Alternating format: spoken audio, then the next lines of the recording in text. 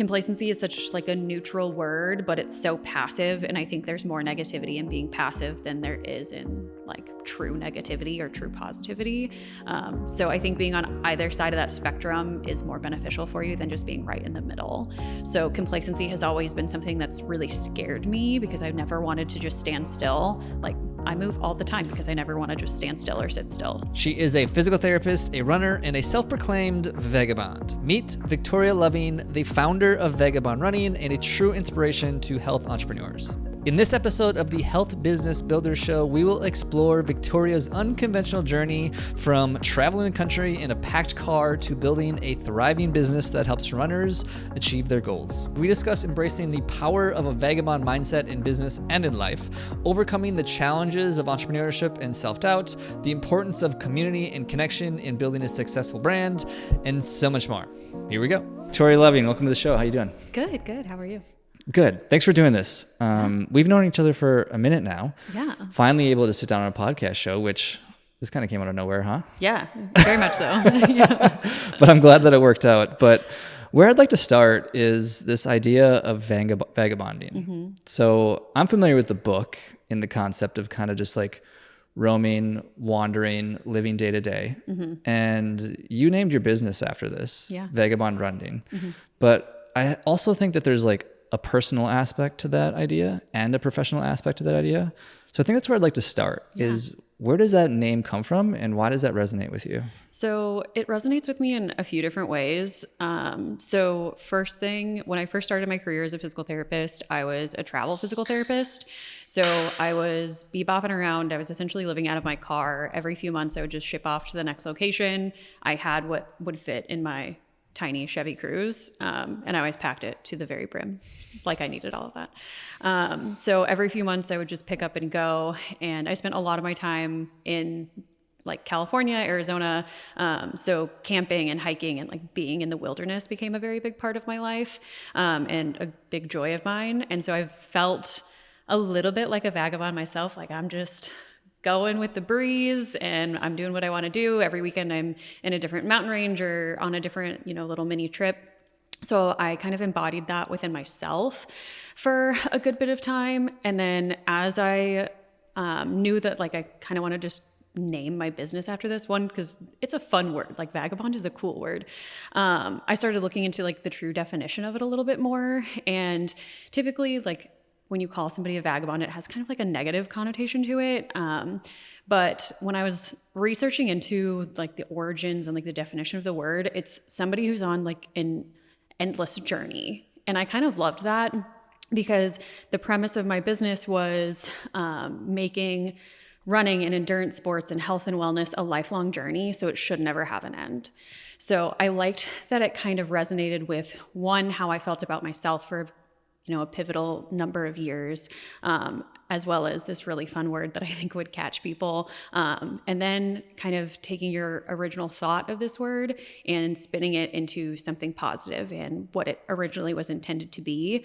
And then on a completely unrelated note that just like added a point to the tally for me, one of my favorite songs is called Vagabond. It's by this band called Camp. And I listened to it a lot when I was like out in the woods roaming around. So I was like, another point. I should name my business this. A lot of personal tie-ins there. Yeah. I had a short stint of vagabonding myself actually. Is like when my lease ended here in Austin and I was living in California for a while. And then I went and did a trip to Italy for a buddy's wedding. And I was really like floating around. Mm-hmm. And it's kind of cool because you realize how little you actually need. Yeah. I'd be curious as to when you were just had what you needed in your car, what were like the essential items for you? Or what did you figure was like, these are the things I actually for sure need. And the rest of the stuff is like, schmer, whatever. Oh, I still had way too much stuff. It was like, when I tell you my car was packed to the brim, it was bottom to top, trunk to front, every open bit of space. I'm like driving and I can only see like out of my like windshield on my side. It was crazy. I am not a minimalist by any means. I am a girl who loves to shop. I love to have things. I felt like I needed all of it and I brought it all with me. So my first travel assignment was actually out in Marble Falls here in Texas, and I had everything that I owned essentially. And then I moved out to Arizona and I was like, you know what? I don't actually need all of this. So I had a couple trips home where I was just taking and leaving a bunch of clothes at home. I was flying with like 70 plus pound suitcases. I'm paying exorbitant fees to like just schlep all of this stuff back home and leave it. Because it was just stuff that I was like, what? After I'd experienced life for a little while, I was like, why did I bring that prom dress? Why did I bring that pair of high heels? I am hiking every single weekend. So it was very much like a trial by fire. Like, I need all of my stuff because it is me and it's my home. And then you start experiencing more and more homes per se. And you're like, oh, okay, it's not actually the stuff. And so then I was able to get rid of a lot of it. But for a while, the number one priorities were like my tent, my backpack, hiking shoes. I was not quite avid as a runner as I am now, but it was, still a pretty big part of my life. So the fitness gear and then just, scrubs and things for work. It's one of the reasons I like moving. For the most part, I hate moving. I think everyone kind of, for the most part, hates moving. It's kind of a pain in the ass. But there is an aspect to it that I really enjoy of that exact thing that you kind of experienced, is that you pack up all your stuff to your car, you pack it to the brim, and you have all these items. And then all of a sudden, like a month or two goes by and you realize you haven't touched 95% of the things that you brought. Oh, yeah. And it just gives so much clarity as to like, okay, actually, I rarely use any of this stuff. And there's a shedding process, right? Yes. It's like there's so much identity attached to like certain articles of clothing or certain shoes you wore at a certain race or a certain medal that you won. But eventually you realize like you never touch it. You never look at it. And for the most part, what I end up doing now is like, I'll just take a photo of it and then put it in the trash. Yeah. For almost like there was one point I came home and visited my parents and my mom had this bin full of like all my old childhood stuff. This is such a terrible, terrible thing to do. I was such a horrible child. And it was like old report cards and old medals and old ribbons and all these childhood memories. Yeah. And she's like, go through and like take what you want and get rid of the rest. And she went up to the store and came back and I'm not kidding. I literally think I threw the entire thing. I know. My brother did the same exact thing. My mom was so sad. She was petrified. Yeah. I think I scarred her pretty bad that day. I'm gonna be honest. I felt horrible about it. But at the same time, I was like, well, I took photos of it. Like, what do you want me to do with it? Like, you documented it. My brother didn't do that. He literally just like didn't even go through it. He's like, just throw it away. But also my mom didn't want to go through it either. And she's like, well, I'm not keeping it. So it was like, they were playing chicken with each other and my brother threw it away and then my mom got mad. I mean, what do you do though? Yeah. He's like, do you want me to take it back to Florida with me and sit it in my basement? Like it's not anywhere important. But yeah, I definitely agree with you. As a travel PT, I was moving every 3 to 4 months. So the way that I could just like clear out the extra junk was great. And I think about this sometimes now because I've been in my house for a full 3 years and I'll go into a closet that is now like overflowing and like my junk drawer is like junk drawing. And I'm like, I never had this when I was a traveler because I didn't have the capacity and I was moving too much. I wasn't going to move all of this crap around. And now I'm just like accumulating so much of it. And I'm like, there was a point where there was a silver lining to all of that moving around. Totally. That's for sure one of the greatest silver linings for me. I've moved for the most part, every like couple of years sort of, for like the last probably like 10 years. I've probably moved at least every couple of years. And every single time I find myself shedding things because back to that point is moving's a pain in the ass. And also I realize it just sits there and I don't ever touch it. Yeah. Why am I going to put the effort in to move it from A to B just for it to like sit in the same spot? Yeah. 100%. And there's a degree of, most people don't realize this as well, is that everything you own on some level also owns you. Mm-hmm. Because whether you have to think about it, you have to move it again, you have to clean it, you have to fix it, whatever it is, everything you own on some level owns you. So I'm just like so much, this is obviously like a little extreme, but I'm just so much more intentional about those things now. Is like, what are the things that I want to allow to also own me? Because what deserves your time? 100%. Yeah. Totally. As I'm over here thinking about getting a ranch with animals and then I'll be completely owned. But anyways, so there's actually another piece of that story that I actually wanted to tie into as well about the vagabonding. So you seem to have a history of literally moving around, floating around, going to all the places and cities from growing up. Mm-hmm. You mind sharing that? Yeah, I grew up in a military family, so that's kind of all I knew. My dad was in the Air Force and he had a job where he was contracted every 3 years. And so every 3 years we got a new assignment to go somewhere else. So that was, my comfort because it was, okay, don't get too comfy. You can like relax for a little while, but get ready to pick up and go again. And so I very much took that into college grad school, travel PT, all of that, because it was what I was comfortable with. And so I also, unhealthily used it as an escape. If I didn't love the place I was in or didn't find, a bunch of great friends, or if I went through a breakup or something, I was like, okay, I can just leave. And so it was definitely not always the healthiest decision, but it did provide me a lot of experience, and it was my comfort because it was what I knew. The idea at that point in my life of sitting and staying and signing a 1-year lease was panic inducing. Whereas, 12 weeks and then I can get the heck out of here. Absolutely. So that was definitely easier for me. And yeah, it was my comfort. Not that I'm here to be your psychiatrist, but how do you feel like that's shown up? I think you've kind of alluded to it in a few ways of committing to things. Mm-hmm. Do you still find that to be true, or have you been able to grow past that? It's gotten better because I have addressed it. I have recognized I'm a leaver. I find tough times, or if I've had a bad experience, I'm just going to dip out. So recognizing you can't just leave every time something gets hard. So I think it's gotten better in that. I've addressed it and I recognize that quality about myself. But it is still my gut reaction. If something gets hard or uncomfy, or if I don't really like it, my initial reaction is, well, I just don't have to. I could just quit or leave or do something else. So it's still my gut instinct, but I have combated it some. Yeah. It's interesting how we pick up and learn lessons from our parents and our experiences, whether we realize it or not. Because I feel I, in a lot of ways, was I'm consistent as a motherfucker, almost to a fault. Right? Is I will do something until I die, even if I know it's the wrong thing to do. Mm-hmm. And so I think there's two sides to that, right? Is You're probably better at knowing when something isn't serving you and able to step away. I'm the opposite. Yeah. And I think, actually, I know I learned it from my parents in a lot of ways. Is even growing up, seeing them fight and go through tough times and still stick it out and ride it out and continue to push through and continue forward. I subconsciously picked up that same thing. Yeah.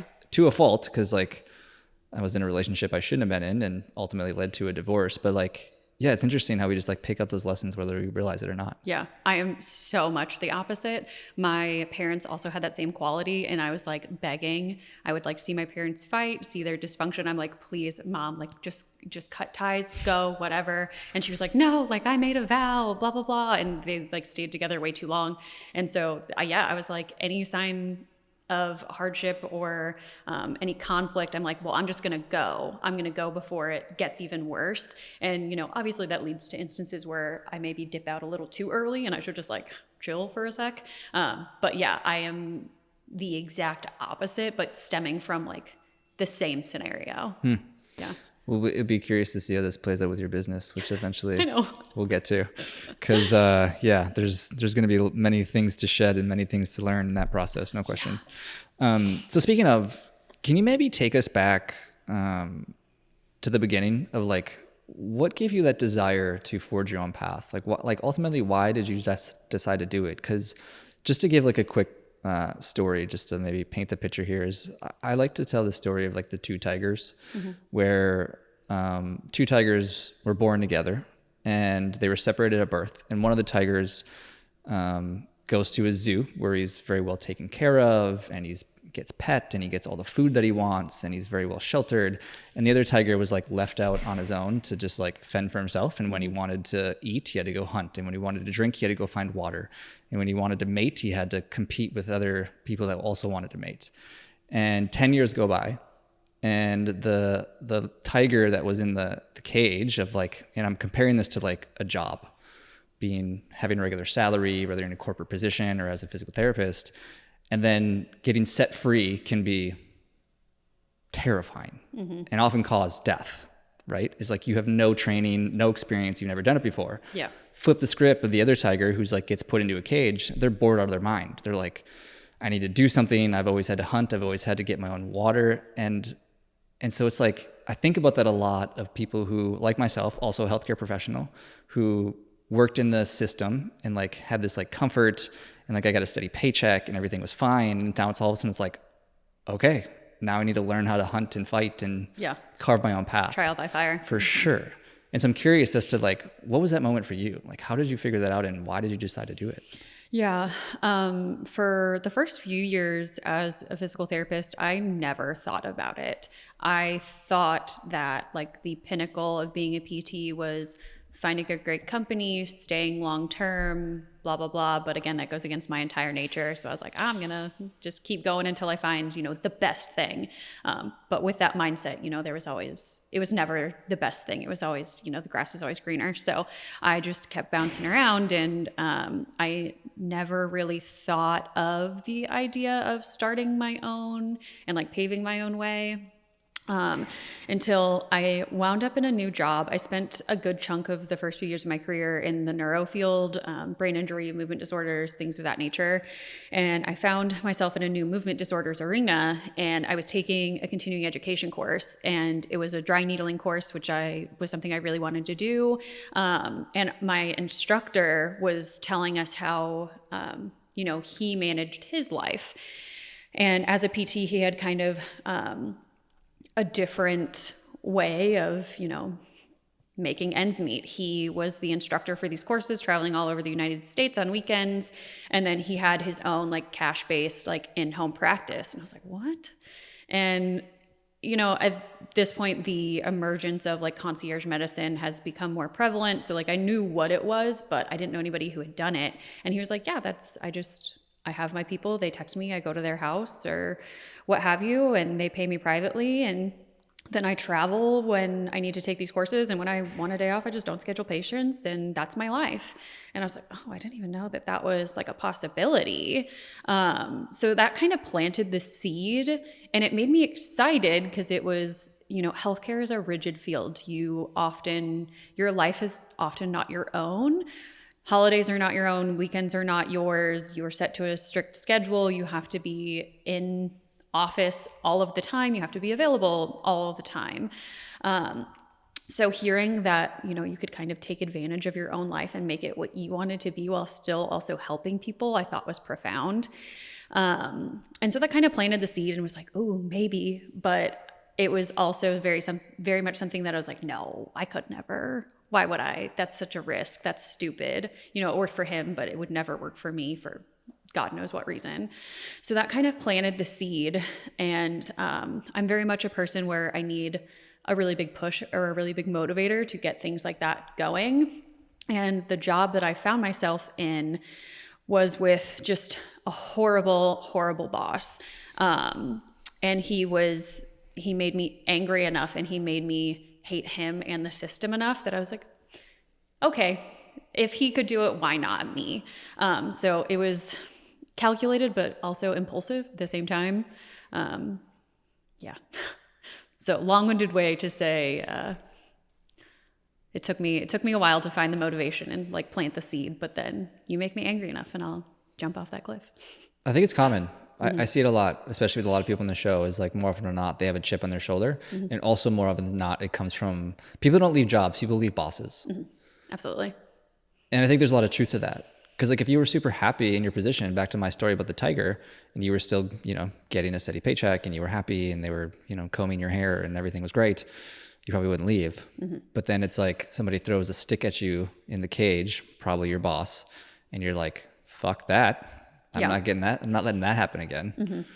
Interesting. So take us back to that moment a little bit more then. So horrible boss, didn't want to do this anymore. Mm-hmm.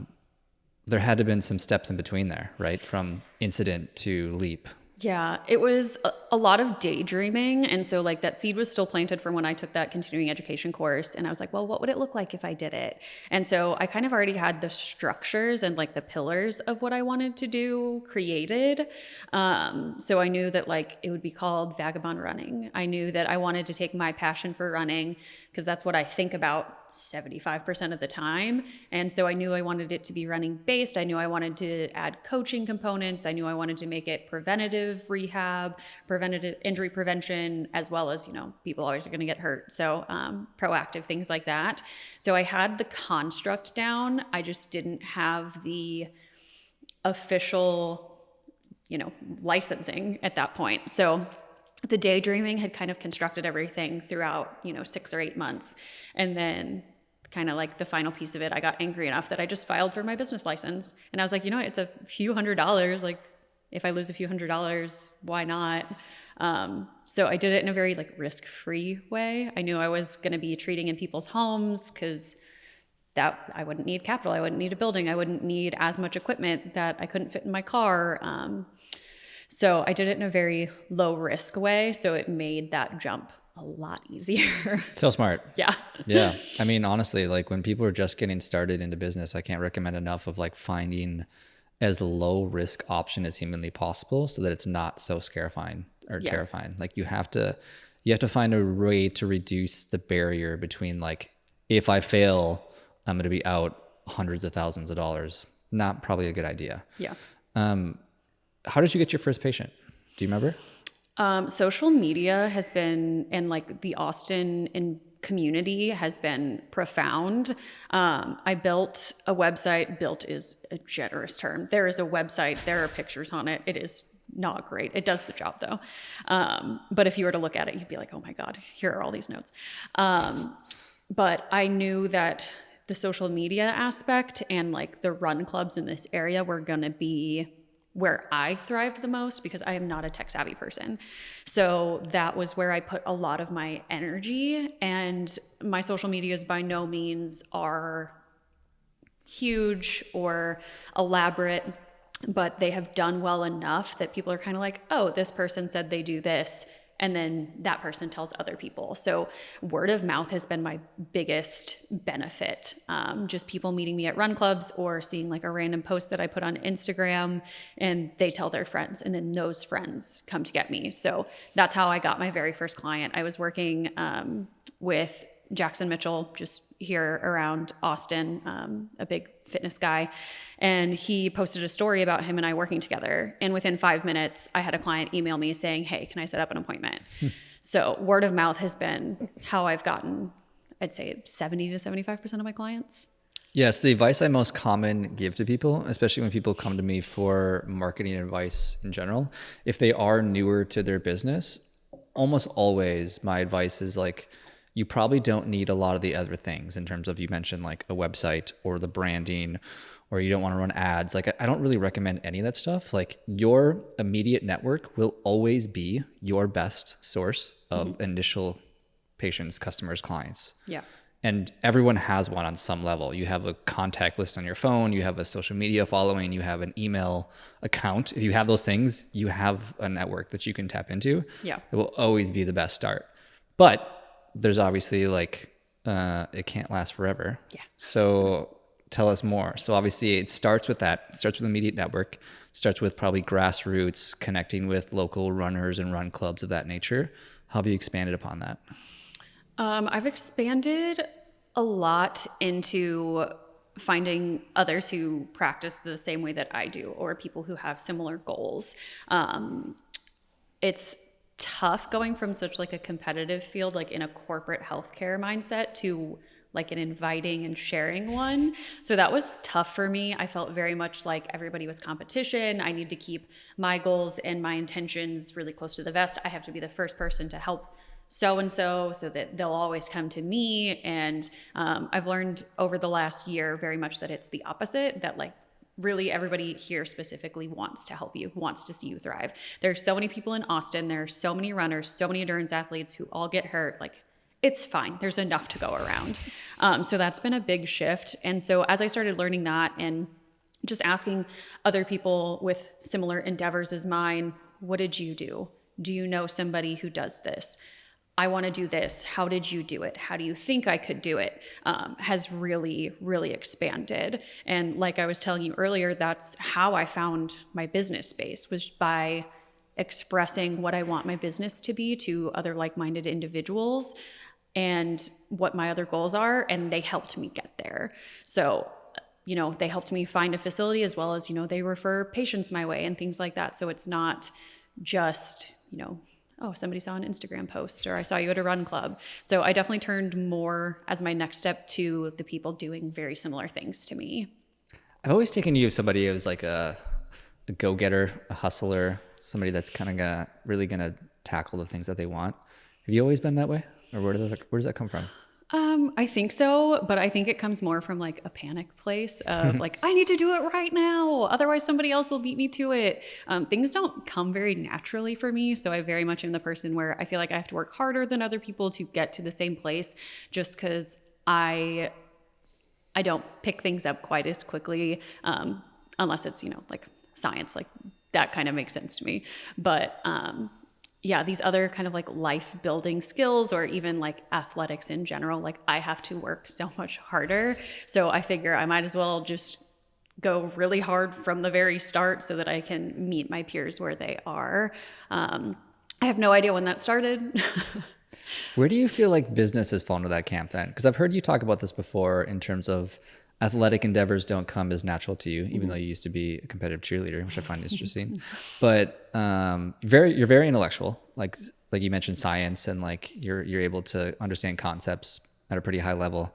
Where do you feel like business falls into that camp? Because obviously there's a lot of things coming together there between like understanding psychology and there's just so much. Like, where do you feel like that falls into your wheelhouse?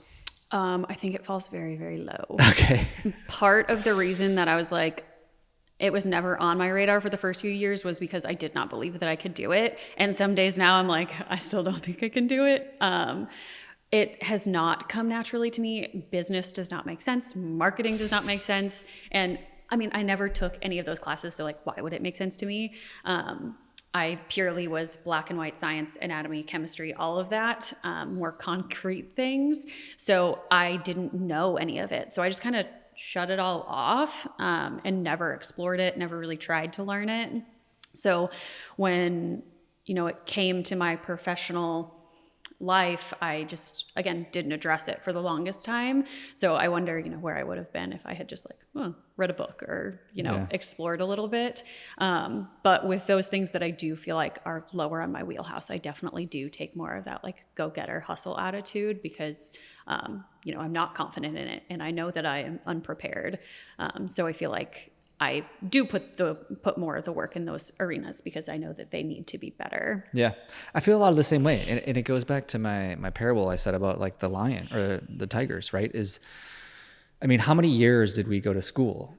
Some 17, maybe 18, if you had to add it up, all K through 12 and college. Mm-hmm. Yeah. Like that's all years of grooming you to be a cog in a system. Yeah. And to fill a position at a job for a corporation, mm-hmm. versus the other tiger who was out hustling, figuring out, mm-hmm. hunting his food. Like, I've been at it for 5+ years now. I got a long ways to go. Yeah. So I think I say that, not that I'm trying to be your business coach, but it's something that I think about a lot is like giving yourself grace, mm-hmm. to know that you've been indoctrinated to the other way of life for the majority of your life. Yeah, absolutely. So like giving yourself grace to figure out the other thing and giving yourself enough time horizon to figure it out, I think is just really important. Yeah. And I think that's one thing that like I've really taken from you just like over our last year of friendship is like, this is not going to happen overnight. And like, I need to be consistent with the work, but I also need to like be patient and give myself that grace as well as other people around me. Like I'm not just going to go out there day one, say my spiel and everyone will like be like, oh my goodness, you're the best PT ever. And like all flock to me. Like I'm going to have to earn it. And I can have the best intentions and like do everything right. And it's still going to take that time. So I think that's one thing that you exude very well. And I've definitely like taken and internalized over the last year so that it eases some of my panic. All of my friends and even all the people that I admire from the standpoint of whether the businesses that they've built or they've got to that point where I'd wish I'd want to be are for the most part 10+ years. Yeah. That's like average. Mm-hmm. That's just what it takes. Yeah. Average. Some people of course could do it shorter. I would probably fall in the camp that'll probably do it longer, maybe 13, who knows? Yeah. But it's like having that time horizon just has helped me a lot. Yeah. Is like, yeah, I think about the fitness thing as well. It's like both of us who like to work out and run and exercise and do those things. I've been doing that for like 25 years or something like that. And I still feel like I'm figuring it out. Yeah. It's just like, that's a long time. Like, yeah, a never ending process for sure. And that's tough to to grasp. I mean, like going through school, you're like, okay, I made it September to May. I finished that grade. I can check it off the list. I don't ever have to do it again. And like, that's not how life works. What's your biggest maybe fears or concern as a business owner, and how do you manage that? How do you get through some of that stuff? I think it depends on the day and like whatever step is next. Great answer. Whatever I'm working towards next is probably my biggest fear that day. So like I just moved into a new space. So my biggest fear for a little while was, am I going to make rent? Am I going to, be able to consistently bring people in and not just be this face in the gym who doesn't ever see anybody. So that's been my biggest fear lately as I've kind of transitioned away from like in-home practice into like an actual physical space. But the biggest things that have scared me have been like those big leaps. So when I transitioned full-time with my business on the side to part-time with my business being part-time, that big leap was terrifying. And I just now have kind of realized like, oh, it's been several months since I've done that, and like it's been okay. So I can kind of calm down. So I know when I make that leap to full-time with my business and take away all of that stability, I'm going to lose it for a little while. But yeah, it's kind of whatever step I'm working towards next is the scariest thing for me at the time. I'll never forget like the first time I stepped away from the OT career, and I was like, man, I have just enough money in the bank account where I could last like 6 months. And then like 6 months came and went, and I was still like floating. I'd made enough at the business at that point where like I didn't lose money. I definitely wasn't making money, but I was like, still, all right, it's cool. Got another 6 months. Yeah. And then a year went by, and I was like, cool, I still have another like 6 months. And then all of a sudden it's like, it just kept going and going and going. Just suddenly you realize that you did it. Yeah. And you have no idea how. 100%. Yeah. That's totally how it goes, unfortunately. Yeah. That's exactly what it feels like. So I get that. So this new space of yours, are you planning on turning this into the full-time space in terms of seeing patients? And yeah, that's the goal. Since I started my business, the goal was always to get out of corporate healthcare and to get out of having somebody else be my boss and making my endeavor be my 9 to 5, Monday through Friday. So now that I've kind of taken that next step, I'm obviously one step closer. I've got more dedicated time. So I'm chipping away at that goal. But yeah, the goal has always been that my one thing is my thing. how do you balance the running that you're doing, the training and the business, and working a part-time job? Oh, dude. It depends. There was a while there where I was doing it all and I was like a shell of a person, and my poor boyfriend got the brunt of it. And he was like, this is not the person that I started dating so long ago. So it's been a lot of, I'm not a go with the flow person, so I can't really say that, but it's been a lot of like prioritizing, especially, right now I don't have a race on the calendar, so it's easier for me to accept that. But for a while it was doing what I had to do. So it was waking up at 4 to do my training run and then going to my 9 to 5 and then seeing clients after. And it was just put your head down and do it so that you can get where you want to be. And then, after I've finished my races, like I don't have to do that. So I do what I need to do, and I'm adding more of, kind of that self-care and taking into account that like, it's not all going to get done in one day, and like, that's okay. So it was kind of a transition of you have to do it all in one day and you're just not going to sleep and you're not going to be the most fun person to, it's okay, let's kind of prioritize and like do what we can, kind of like you were saying, give yourself some grace. It's not going to happen overnight. So it's been a transition from that. A lot of what is absolutely necessary right now. Can I skip this run? Do I have to do it today? How long is it going to be? Can I delegate this to my partner or someone else, or can I push it to tomorrow when I have more time? So I'd say it's kind of transformed into like true prioritizing and like being very frank with myself and recognizing like it's not all gonna happen, and that's okay. How do you figure out how to or what to prioritize? And the reason that I ask that question is because I often think that that's honestly one of the most important questions worth figuring out for most people, especially as a business owner. Because technically speaking, There are any number of a million, if not a billion things you could do. Not only that, there's also hundreds of thousands, if not millions of people telling you what you should do, and also all badgering for your time and attention. And so as a business owner, it is essential that we are working on the number one most important priority, or often called like the crux or the bottleneck of the business. Because assuming you knew what the crux or the bottleneck of the business is, you should technically be putting all of your time and energy and resources towards freeing that. Yeah. Because that's going to move you to the next level. But the challenge, and I deal with this myself, which is why I'm also asking you this question as well, in terms of how do you figure out what that is, right? I struggle with this a lot. I'd just be curious as to how you figure it out. Yeah, lately what I've been doing is like writing. I'm very much like a list person. I love to cross something off. I love a colored pen. I love a highlighter. I've been writing everything out and like, okay, where would this all go in my day? And then if things are left over, I am like really analyzing like, okay, what is left over? Does it have a due date? Does it have a timeline? And if that's yes, if it's, next week, or if it's like tomorrow, that kind of dictates whether I shift something around that's kind of already in my like time block.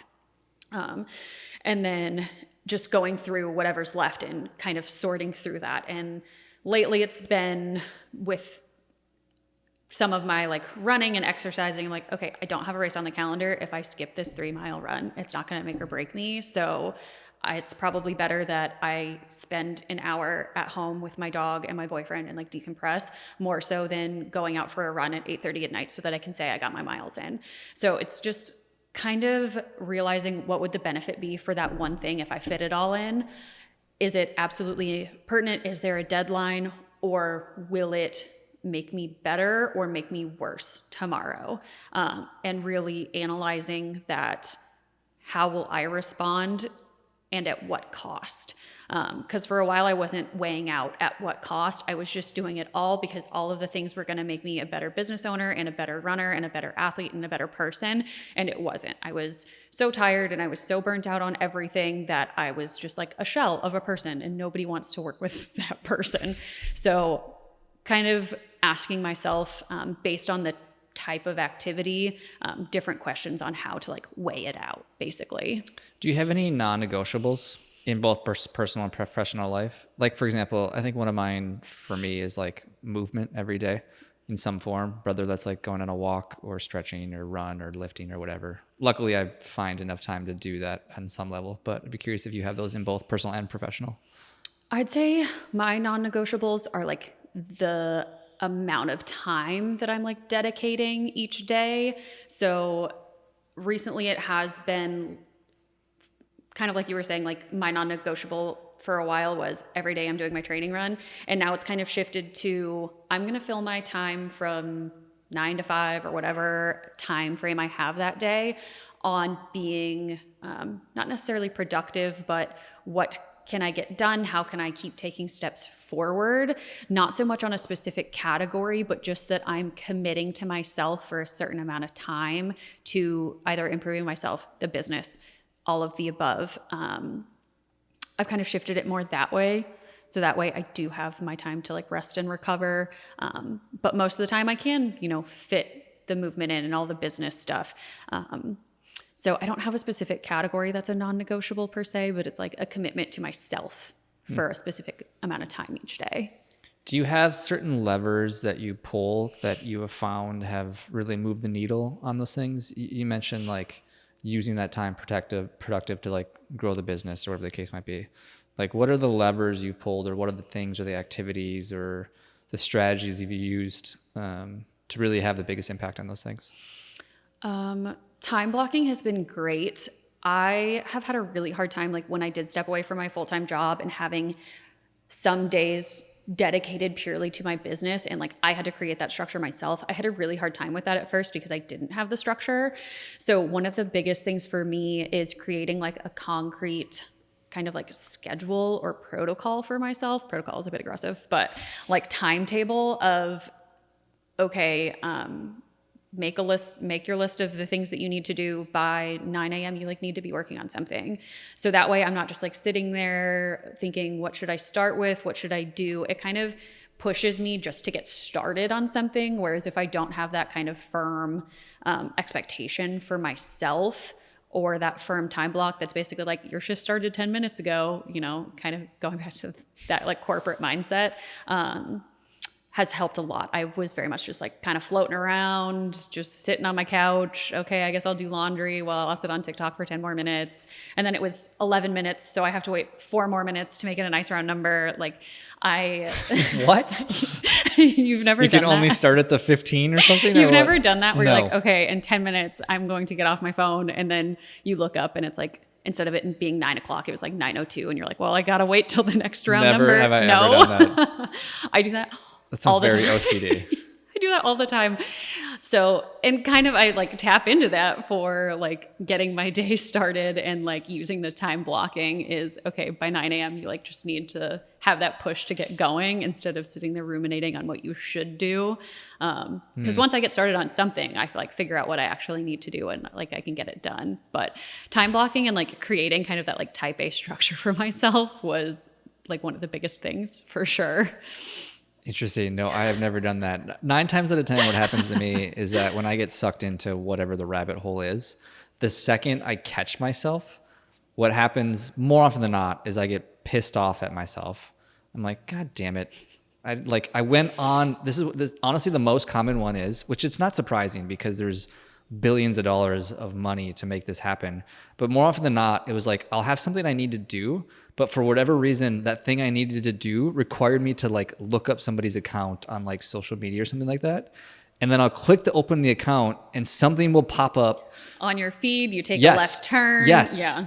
And then all of a sudden, like 5 or 10 minutes go by, and then I notice like why I'm on the platform in the first place.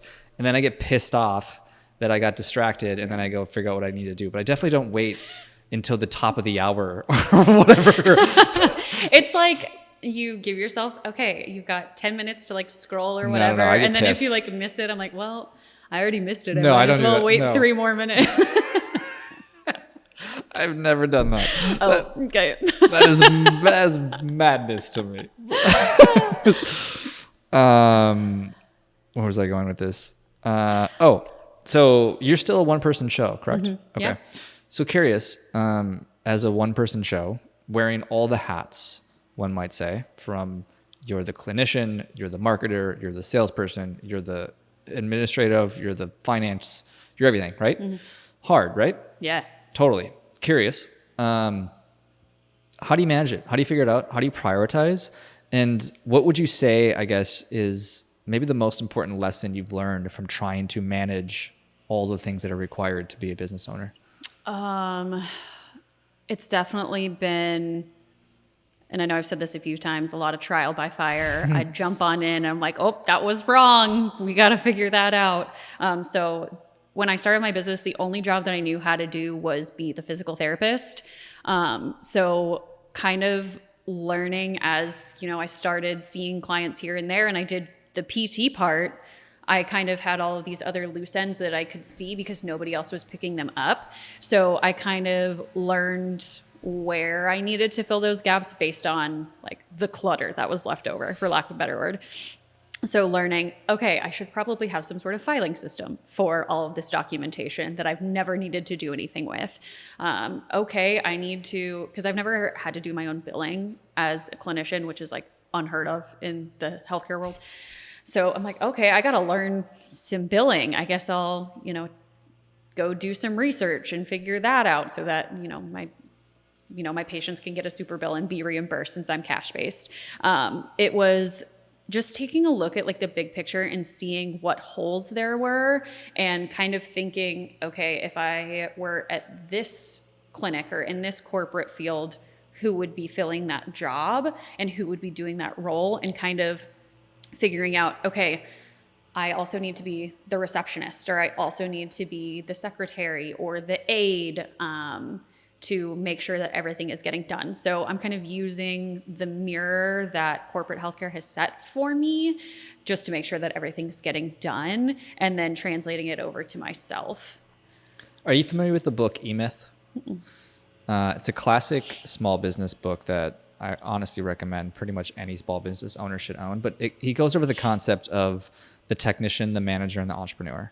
And we have all three of us that live inside of us. And 9 times out of 10, we start a business as a technician, as a practitioner in your case, as a physical therapist, or as a pie baker, or as a computer repair person, right? You start out as a technician, is like doing the actual work.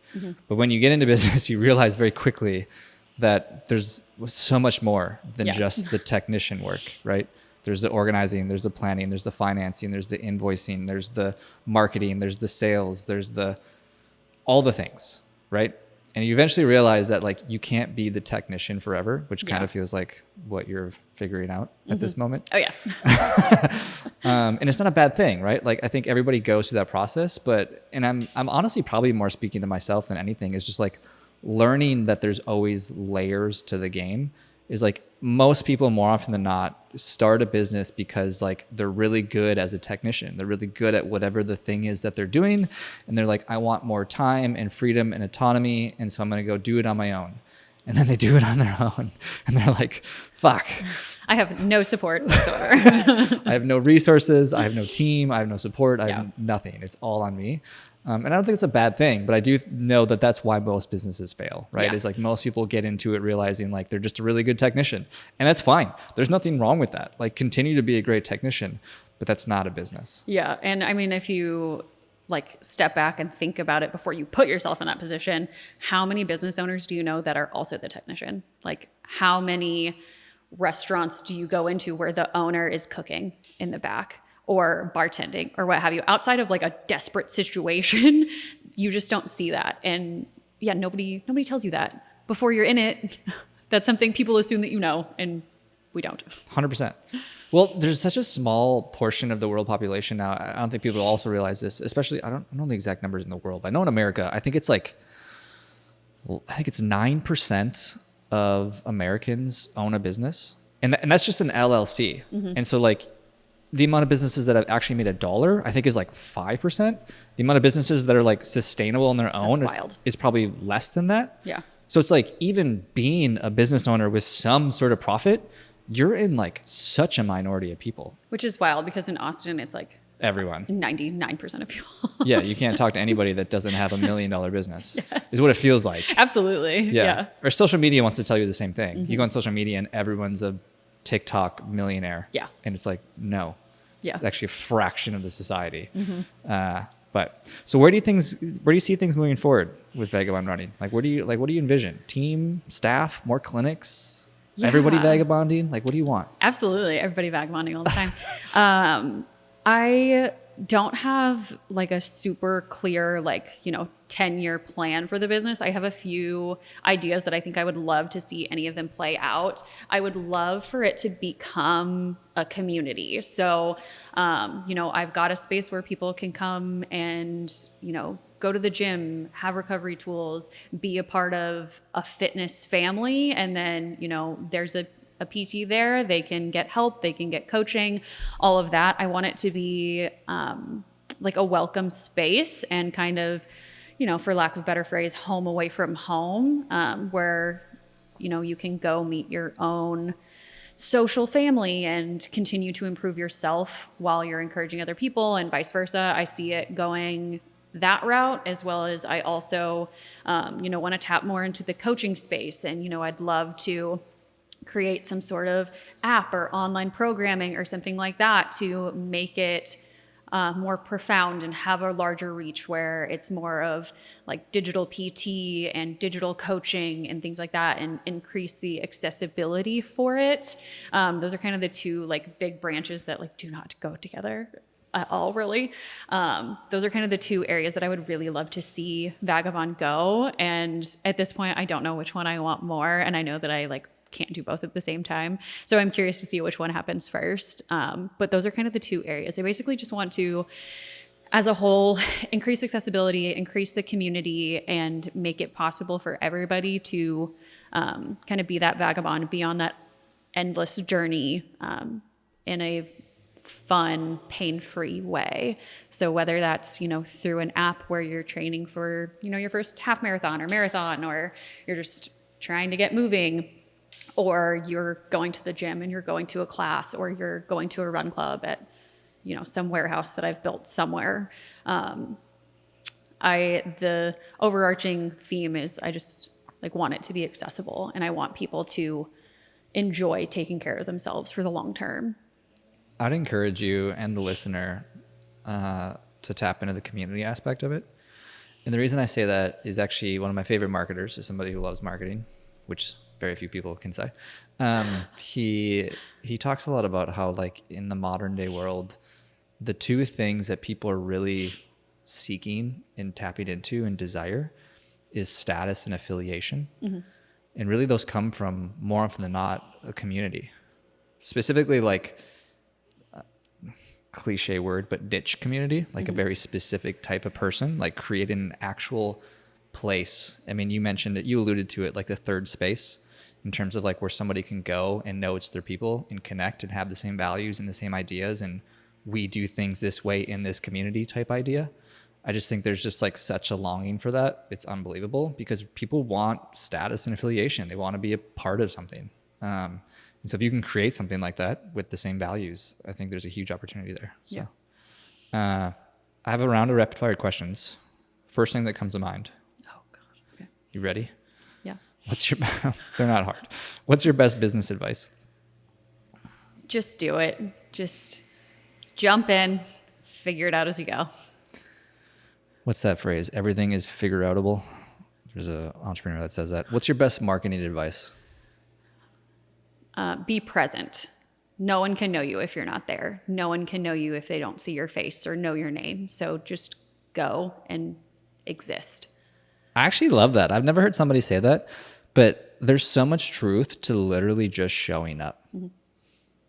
To online or in person. Literally just showing up. Yep. That's great advice. What's your favorite part about entrepreneurship? Oh, it's always challenging all of the time. It's never not hard, but at the same token, or on the same side, like, it's never not rewarding, because you're like, oh, I did like 6 hard things today that I never would have done, like, if I was back at my old job at like Subway or something, Between relationships and business, I don't think there's anything that forces more growth out of a human. When are you the most productive? Morning, for sure. Who is your inspiration? Oh, I would say not so much one person, but like as an entity, the PT business owners who I have seen like grow an empire.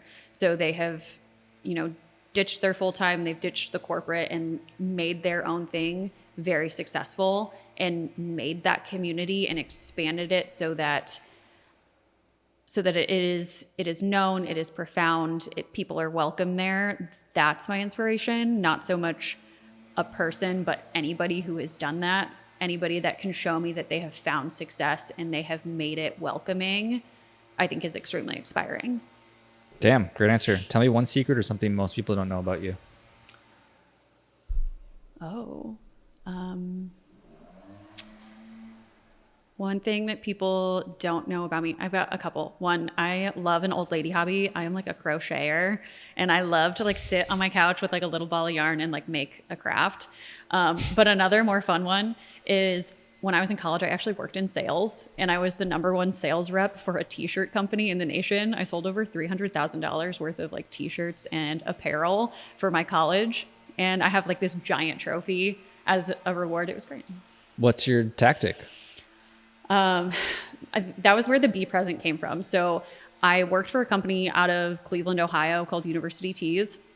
And I was on Panhellenic, which is like a big Greek panel in college. So I was kind of like the exec board above all of the sororities on campus. So people just like knew my face. They were like, oh, I don't know her, but I know that she sells t-shirts and she must be trusted. They put her at the top of the chain.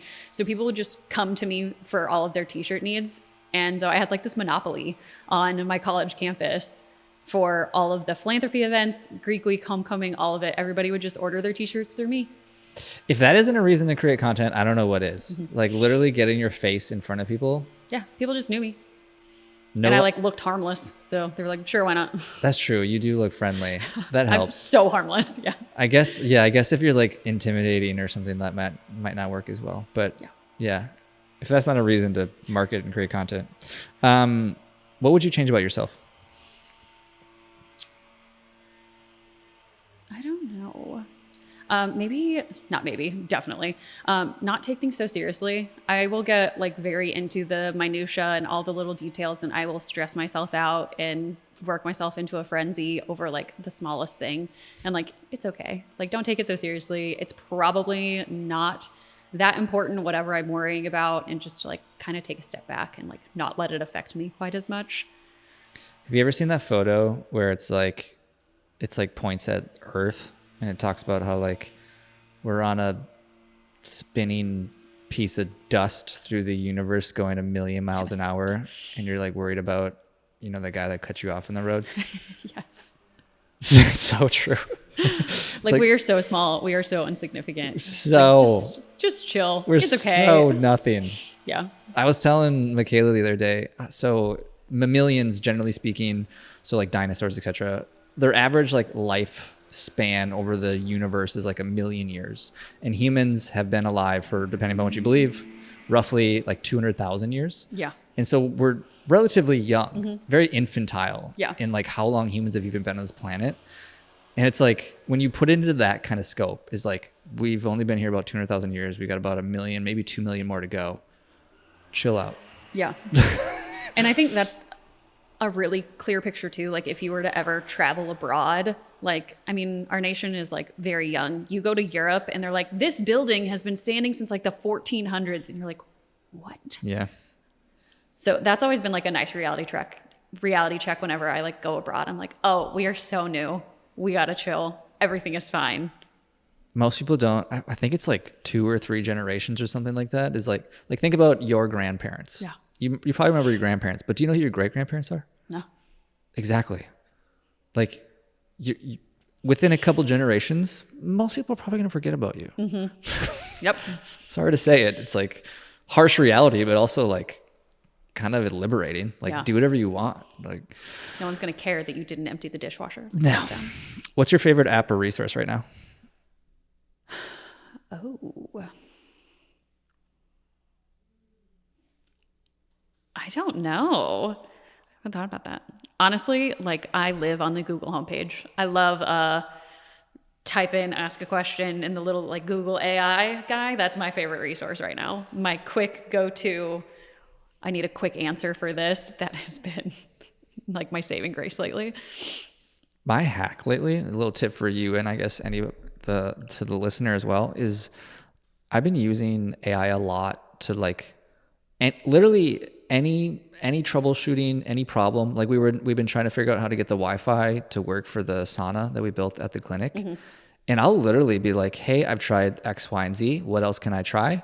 And then it'll like give me some things to try. And then I'll be like, oh, this didn't work. And they'll be like, okay, maybe we should try this, this, and this. And it's like, okay, try that. Like just conversation, like consulting style, as if I was to call a tech professional. Like a repairman or something. Yes. Yeah.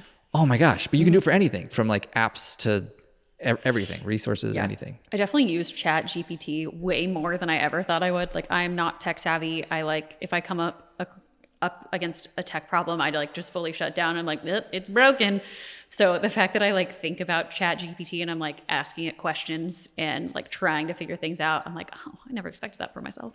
And you can ask it anything and not feel dumb. And yeah, it's like really nice about it. Yeah. It like always gives you an answer instead of sometimes you'll, Google something and it just like comes up with nothing and you like leave more frustrated than you started. I feel like they did a good job of making it like humanizing and nice. Let's hope it stays that way. Yeah, right. What keeps you motivated? What keeps me motivated? I love seeing the progress forward. It's so satisfying to sit here one day and think about, okay, 2 months ago, what was I working on? 6 months ago, what was just a figment of my imagination? And then also on the opposite side of things, think about, okay, in 1 year, what is this going to be? I love the steady incline, the steady progress, just by being consistent. And, I think that's just like my runner brain. Like you run long enough and you're going to be faster and you're going to, do good times and run farther. And I love that the consistency pays off. Good answer. What's your favorite part about being a PT? I love the like hands-on work. So the manual therapies and seeing how like I can adjust or manipulate your mechanics to create something new. Either it's a new movement pattern, or I correct pain, or you can feel better, or you can do something with more power or more speed. I love that with a little bit of like background and knowledge, and then translate it into a little bit of a physical sense, like can create change and benefit for people. I think that's really cool. I like that. I have one last question. Before I ask that question though, I want to acknowledge you. Okay.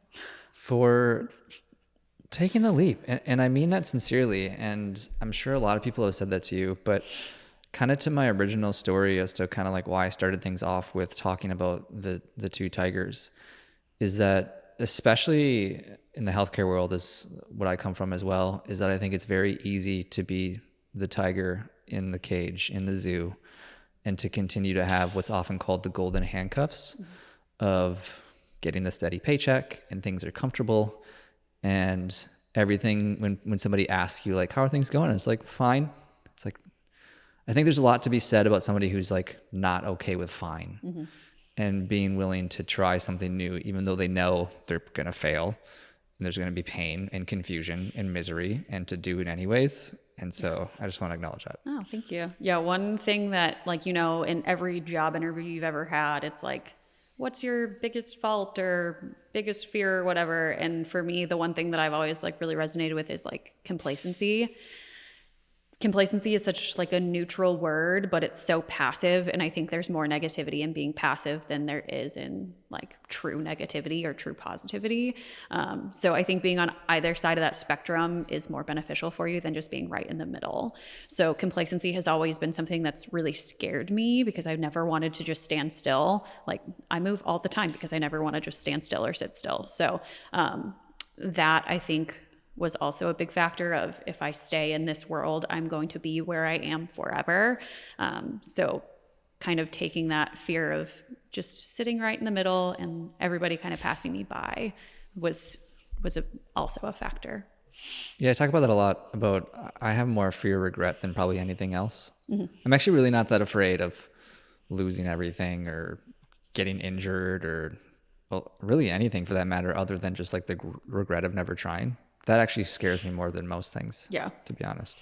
Like if you don't try, like you obviously are in the land of unknown, and like if you do try, you're like, oh, that went bad. I tried it once, I can move on. So it's like the concrete knowledge of it, I think is helpful. Like, yeah, it went bad, but now I know. People think starting a business is risky, but actually what's riskier is just like never chasing your dreams. That's way riskier. And your life goes by so much faster if you don't. Just like, You've been in the same job, you haven't gone anywhere, you haven't experienced anything new, and you're like, oh, it's been 12 years. That happens a lot. Yeah. And no judgment, right? I think it happens so easy. I think the deeper lesson there too is like, because I don't think everyone's dream is to start a business. I don't even necessarily think it should be. For some people, it's raising a family or having kids, or maybe it is climbing the corporate ladder. And I think those things are all fine. I think it's just deeper than that, is like, make sure it's actually what you want. Yeah. Absolutely. Not just going through the motions. Last question. It's whatever your best piece of advice is. So if you were to go back to ground zero of Vagabond running and you were to give advice to your younger self or anybody else in that circumstance, what would you tell them? Definitely, like, I will stand by the do it scared. Like, just dive in, do it. There's never going to be a good time. But also do your research. So I was lucky in the fact that like when I jumped in, like nothing went seriously wrong. I never like got in trouble or did anything like accidentally illegal, but like I could have done a little bit more of the legwork first. So jump in, but like jump off of like a step, not like the cliff, maybe. Get a coach. Yeah. Maybe ask a few questions, go to ChatGPT, ask it what you need to do. I mean, that is actually, now that I think about it, you don't even need a coach now. Yeah. ChatGPT can be your coach. Be like, I want to do this thing. What am I not thinking about? Enter. Yeah, absolutely. What's your plug? Where can people find you? On Instagram, I'm Vagabond Running Physio, or you can just look me up by my name, Victoria Loving. That's my main one. Or you can email me, Victoria@vagabond-running.com.